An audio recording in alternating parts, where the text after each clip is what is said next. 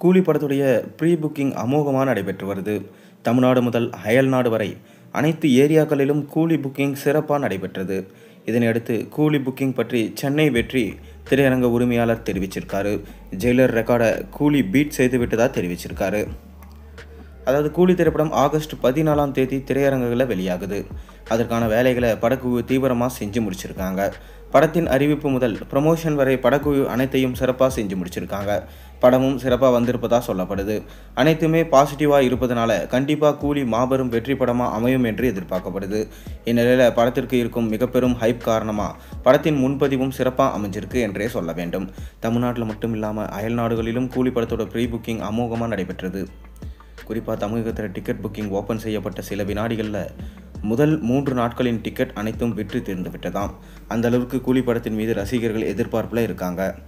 இது குறித்து பிரபல திரையரங்க உரிமையாளர் என்ன பேசியிருக்காருன்னா, சென்னையில் புகழ்பெற்ற வெற்றி திரையரங்க உரிமையாளர் கூலி படத்தின் முன்பதிவு பற்றி அதிகாரப்பூர்வமாக தெரிவிச்சிருக்காரு. டிக்கெட் முன்பதிவில் கூலி படம் ஜெயிலர் சாதனையை முறியடித்திருப்பதாக அவர் தெரிவிச்சிருக்காரு. 2023ஆம் ஆண்டு வெளியான ஜெயிலர் திரைப்படம் முன்பதிவில் மற்றும் வெற்றி திரையரங்குகளில் 16K டிக்கெட் விற்று தீர்த்ததாம். பண்டிகை நாட்கள் இல்லாமல் சாதாரண நாளில் வெளியாகும் ஒரு படத்திற்கு இந்த அளவுக்கு டிக்கெட் விற்பனையாவது பெரிய விஷயம் என பதிவிட்டிருந்தார் வெற்றி உரிமையாளர்.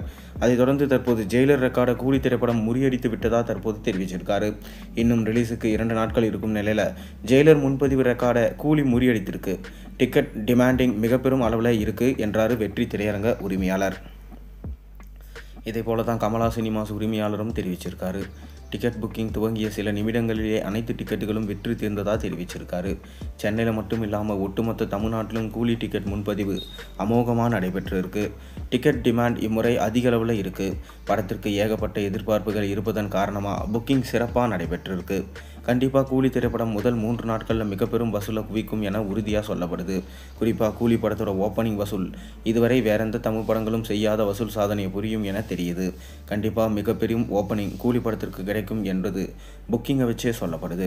படம் எதிர்பார்த்தபடி இருக்கும் பட்சத்தில் கண்டிப்பாக 1000 கோடி கன்ஃபார்ம் என தெரிகிறது. இந்நிலையில் சோசியல் மீடியாவில் எங்கு திரும்பினாலும் தற்போது கூலி படத்தை பற்றிய பேச்சு தான் போய்கொண்டிருக்கு. அந்த அளவிற்கு கூலி படத்தோட ப்ரமோஷன்ஸ் தீயாக இருக்குது.